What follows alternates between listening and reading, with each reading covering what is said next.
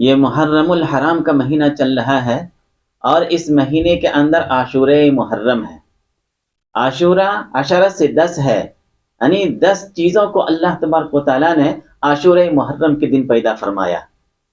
داستان کربلا اور شہادت امام حسین رضی اللہ تعالیٰ عنہ بہت وسیع موضوع ہے۔ چند باتوں کی طرف میں اشارہ کر رہا ہوں اور اپنی بات ختم کر دوں گا۔ قتل حسین اصل میں مرگ یزید ہے۔ اسلام زندہ ہوتا ہے ہر کربلا کے بعد۔ محرم الحرام حرمت والی مہینہ ہے یہ، اور اس مہینے کے اندر حضرت امام حسین رضی اللہ تعالی عنہ کربلا کے میدان میں اپنے تمام خاندان کے ساتھ شہید ہو گئے۔ اور یہ شہادت کیوں ہوئی اور کیسے ہوئی، یہ ایک تفصیلی داستان ہے، ایک تاریخی واقعہ ہے۔ ان تمام چیزوں کو سمیٹتے ہوئے میں دو چند باتیں عرض کر رہا ہوں، اور آپ لوگ ان کو دھیان سے توجہ سے سنیں اور پھر اس کے اوپر عمل کرنے کی کوشش کریں۔ آج عاشورہ محرم ہے، 10 محرم الحرام ہے، 1445 ہجری ہے، اور آج ہی کے دن نواز رسول کربلا کے میدان کے اندر مظلومانہ انداز میں شہید ہو گئے۔ لیکن آج کے دن ہم کیا کر رہے ہیں، اور امت مصطفیٰ سرکار دو عالم صلی اللہ علیہ وسلم کیا کر رہی ہے، حضرت حسین رضی اللہ تعالی عنہ کو ماننے والے یہ لوگ کیا کر رہے ہیں؟ بعض لوگ تو ایسے ہیں جو افراط اور تفریط کے اندر مبتلا ہیں۔ عاشورہ محرم کے دن آج میں دیکھ رہا ہوں امت محمدیہ کو کوئی تو غم کا مہینہ قرار دے رہا ہے اور چپ چاپ خاموش بیٹھا ہوا ہے، کوئی تو ماتم اور نوحہ کر رہا ہے، اور کوئی ایسی خرافات اور بدعات کر رہے ہیں جس سے اسلام شرمندہ ہے اور آل بیت بھی شرمندہ ہے، اور امام حسین رضی اللہ تعالی عنہ کو پورے خاندان شرمندہ ہے۔ آج کے امت مسلمہ کو دیکھ کر کے کوئی تو اس مہینے کے اندر شادی اور بیاہ ہی نہیں کریں گے اور کہیں گے یہ غم کا مہینہ ہے۔ کوئی ایسا ہے کہ جو سبیل بانٹ رہے ہیں، پانی پلا رہے ہیں، شربت پی رہے ہیں۔ بعض مسلمان تو کھلے پیر چل رہے ہیں، الامان والحفیظ، جبکہ قرآن نے کہا لا تحسبن الذین قتلوا فی سبیل اللہ امواتا بل احیاء عند ربہم یرزقون۔ جو اللہ تبارک و تعالیٰ کے راستے میں شہید ہو جاتے ہیں اسے تم مردہ مت کہو، وہ زندہ ہے اپنے پروردگار کے پاس، اور اللہ تبارک و تعالیٰ اسے رزق دیتے ہیں۔ ایک یہ لمبی بحث ہے۔ مجھے بتانا یہ ہے کہ حضرت امام حسین رضی اللہ تعالی عنہ مدینہ منورہ میں تھے، اور یزید ملک شام کے اندر تھے۔ اور یزید کون ہے؟ حضرت معاویہ رضی اللہ تعالی عنہ کے فرزند ہیں یزید۔ اور حضرت معاویہ کون ہے؟ یہ کاتب وحی ہیں، وحی نازل ہوتی تھی سرکار دو عالم صلی اللہ علیہ وسلم کے اوپر، اور آپ صلی اللہ علیہ وسلم کے پہلو میں بیٹھتے تھے حضرت معاویہ رضی اللہ تعالی عنہ، اور وہ وحی کو لکھا کرتے تھے۔ اور حضرت سفیان رضی اللہ تعالی عنہ کے بیٹے ہیں، اور حضرت سفیان آپ صلی اللہ علیہ وسلم کے سسر ہے، ان کی بیٹی ام حبیبہ سرکار دو عالم صلی اللہ علیہ وسلم کے حرم کے اندر داخل ہے، اور حضرت معاویہ نسبتی بھائی ہیں۔ کون ہوئے؟ نسبتی بھائی۔ اور کل میں بتایا تھا کہ وہ ساڑو بھی ہیں، کیونکہ حضرت میمونہ رضی اللہ تعالی عنہ، حضرت میمونہ بنت حارث رضی اللہ تعالی عنہ آپ صلی اللہ علیہ وسلم کی حرم میں ہے، اور ان کی بہن حضرت امیر معاویہ رضی اللہ تعالی عنہ کے نکاح میں ہے۔ یہ ایک پوری تفصیل ہے۔ حضرت امام حسین رضی اللہ تعالی عنہ مدینہ منورہ میں ہے، اور آخری سلام پیش کرنے کے لیے سرکار دو عالم صلی اللہ علیہ وسلم کے روضہ اقدس کے اوپر ہیں۔ اور یزید کو معلوم ہوا کہ حضرت امام حسین، حضرت عبداللہ ابن زبیر اور حضرت عبداللہ ابن عمر رضی اللہ تعالی عنہم، یہ چند صحابہ مدینہ چھوڑ کر کے مکہ المکرمہ جا رہے ہیں۔ والی مدینہ جو ولید بن عتبہ بن ابی سفیان رضی اللہ تعالی عنہ مدینہ کے گورنر تھے، ان کو لیٹر بھیجا یزید نے کہ ان تینوں صحابہ کو بیعت کے اوپر، میرے ہاتھوں کے اوپر بیعت کرنے کے اوپر مجبور کرو۔ والی مدینہ ہی کو لیٹر لکھا اور وہ حضرت ولید بن عتبہ اس لیٹر کو حضرت امام حسن رضی اللہ تعالی عنہ تک پہنچایا۔ حضرت امام حسن رضی اللہ تعالی عنہ نے ان کو چٹکی میں اڑا دیا اور فرمایا کہ میں کبھی بھی باطل پرست کے سامنے جھکوں گا نہیں، کیونکہ یزید کے بارے میں داستان کربلا کے ایک کتاب ہے مولانا ابوالکلام آزاد رحمت اللہ علیہ کے، اس کو دیکھنے کی کوشش کیجئے۔ اس سے معلوم ہوتا ہے کہ یزید شرابی بھی تھا، یزید جوا بھی کھیلتا تھا، اور یزید بہت سارے بدعات اور خرافات کے اندر، عیش و عشرت کے اندر ڈوبا ہوا تھا۔ اس وجہ سے حضرت امام حسین ان کو خلافت کا اہل نہیں سمجھتے تھے اور اسلامی حکومت کی باغ ڈور ان کو دینے سے ڈرتے تھے کہ اگر ان کے ہاتھوں میں آ گیا تو اسلامی قانون برباد ہو جائے گا، اس لیے حضرت امام حسین نے انکار کر دیا۔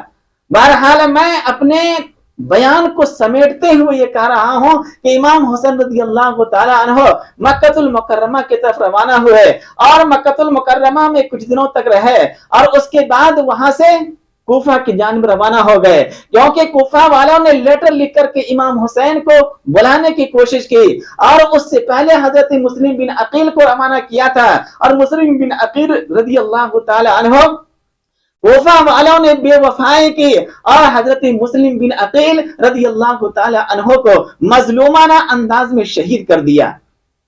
ایک مقام کے اوپر پہنچے، فرزق نامی شاعر حضرت امام حسین رضی اللہ تعالی عنہ کے قافلے سے ملے۔ حضرت امام حسین نے پوچھا کہ کوفہ کے حالات کیسے ہیں؟ انہوں نے کہا کہ بہت ہی سازگار ہے۔ حضرت مسلم رضی اللہ تعالی عنہ وہاں پہنچے ہوئے ہیں، ان کے ہاتھوں کے اوپر 18,000 سے زیادہ کوفیوں نے آپ کے ہاتھوں کے اوپر بیعت کی ہے، آپ جا سکتے ہیں وہاں۔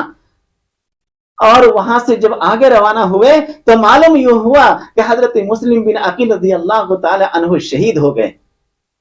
وہاں سے حضرت امام حسین رضی اللہ تعالی عنہ آپس میں مشورہ کیے اور وہاں سے ملک شام جانے کی کوشش کرنے لگے کہ اب وہاں جانے سے کوئی فائدہ نہیں ہے، لیکن مسلم بن عقیل کے جو رشتہ دار تھے، خیش و اقارب تھے، ان لوگوں نے کہا کہ ہم واپس نہیں ہوں گے، یا تو ہم مسلم بن عقیل کا انتقام لیں گے یا تو اپنی جان کو بھی قربان کر دیں گے، جس طرح مسلم بن عقیل رضی اللہ تعالی عنہ نے قربان کر دیا۔ حضرت امام حسین رضی اللہ تعالی عنہ نے فرمایا کہ مسلم بن عقیل کے بغیر زندگی جینے کا مزہ ہی نہیں ہے، اور پھر آگے بڑھنے کا ارادہ کر لیا۔ حضرت امام حسین رضی اللہ تعالی عنہ ایک مقام کے اوپر پہنچے اور لوگوں سے پوچھا کہ کون سی جگہ ہے، تو فرمایا کربلا۔ حضرت امام حسین رضی اللہ تعالی عنہ نے فرمایا کرب و بلا، یعنی مصیبت کی گھڑی، مصیبت کا وقت۔ یہ ایک ایسی جگہ ہے جہاں پہ مصیبت ہی مصیبت ہے، جہاں پہ پریشانی ہی پریشانی ہے، جہاں پہ امتحان ہی امتحان ہے، اور اس امتحان سے مجھے گزرنا پڑے گا۔ میرے دوستو، حضرت امام حسین رضی اللہ تعالی عنہ کربلا کے میدان میں پہنچ چکے ہیں۔ 7 محرم الحرام کو امام حسین اور اہل بیت اور امام حسین کے خاندان کے اوپر پانی کو بند کر دیا گیا اور میدان کارزار گرم ہو گیا۔ روایتوں کے اندر آتا ہے کہ حضرت امام حسین رضی اللہ تعالی عنہ نے ایک رات عاریتن مانگا کہ کوئی لڑائی نہیں ہوگی، ہم صرف اللہ کی طرف رجوع ہونا چاہتے ہیں، صرف ایک رات مجھے مہلت دی جائے۔ یہ اس لیے نہیں تھا کہ راتوں رات فرار ہو جائیں یا کوئی اور لشکر تیار کر لیں، بلکہ اللہ کی جانب رجوع ہو کر اللہ اور اللہ کے رسول صلی اللہ علیہ وسلم کو منانے کی کوشش کر رہے تھے۔ پوری رات جس طرح ہم لوگ شب قدر، شب برات میں جگ کر کے اللہ کی عبادت کرتے ہیں، خیمے کے اندر تمام امام حسین اور اہل بیت اور تمام خاندان کے لوگ اللہ تبارک و تعالیٰ کی پوری رات عبادت کرتے رہے اور اللہ کے سامنے روتے رہے اور اللہ کے سامنے صبر کو مانگتے رہے، اللہ سے شکر کو مانگتے رہے، اور اس کے بعد صبح 10 محرم الحرام عاشورہ محرم کے دن ایک خونی سورج طلوع ہوا۔ کیا ہوا؟ خونی سورج طلوع ہوا۔ امام حسین رضی اللہ تعالی عنہ سمجھ گئے کہ یہ لوگ ماننے والے تیار نہیں ہیں۔ یزید نے اپنے گورنر کو، ملک شام میں ہیں، اور بصرہ کوفہ کے جو گورنر تھے اس وقت ابن زیاد، ان کو حکم دیا تھا کہ امام حسین کو گرفتار کرو اور اسے میرے ہاتھوں کے اوپر بیعت کرنے کے اوپر مجبور کرو۔ اور ابن زیاد نے چاروں طرف سے 22,000 سے زیادہ کے لشکر تھا، اور سب کے سب ساز و سامان سے لیس تھے۔ حضرت امام حسین رضی اللہ تعالی عنہ کسی بھی ساز و سامان سے لیس نہیں تھے۔